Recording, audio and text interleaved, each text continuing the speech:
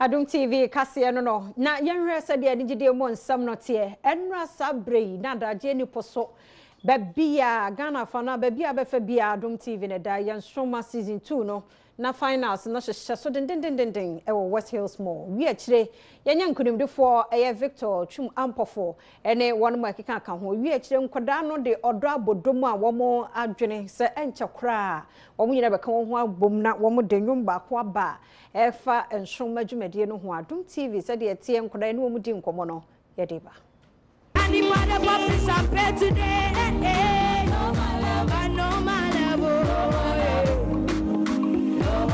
Ebra you bold in say una wedding kunim no kire me say na feeling neti achana me de pa say obi enu a competition so be the first na e better for mama no ti ye ka say na me the first na me de feeling neti say na Fanta Bruta. Na it sounds so delicious. Congratulations. Na me feel so proud.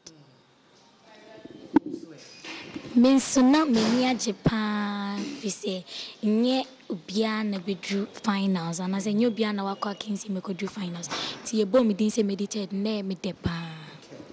Adom Grace Enyo obia na bedru finals nso ma bedru finals am di radias. Steven Nyameke feeling no net say no nyame adom na bia ti den na wa obeka che Ghana manfo mu to aba ne ma ma ko do finals meda omo nyina ase say you say life after Nsroma say say ya wie Nsroma wo be back to school say na ebeko first na me go school na me nye Victor obi eni ni say wabansuma wewe ti say na me go school things say nkofo eni beje say me go school na ombenya some kind of excitement say me ba school no be feel proud to say me was school yen share you starting soma ye di 13 or 14 weeks I won soma mo obeka say affect you education wadusua and answer say they wadusua at any sanity but affect my education because na me suanyum na me go school na sometimes my befi na my besuanyum si say homeworks bi wo ha me copy ni na me bafi Monday na my yeni na me akos Oh, patron sister kakra bebem because MCC or my school phone be who me a star. Anti behavior be honoma. I was me change behavior be to say first no me work classroom me pick us upon but you see dear my star need me be kishes the message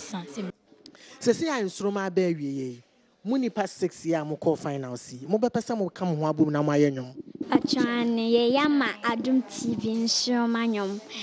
Me aso so ye betwa nyom season 2 Nsroma. Say ye pese omhunu say Nsroma na ye hwen ampa. We are shining together.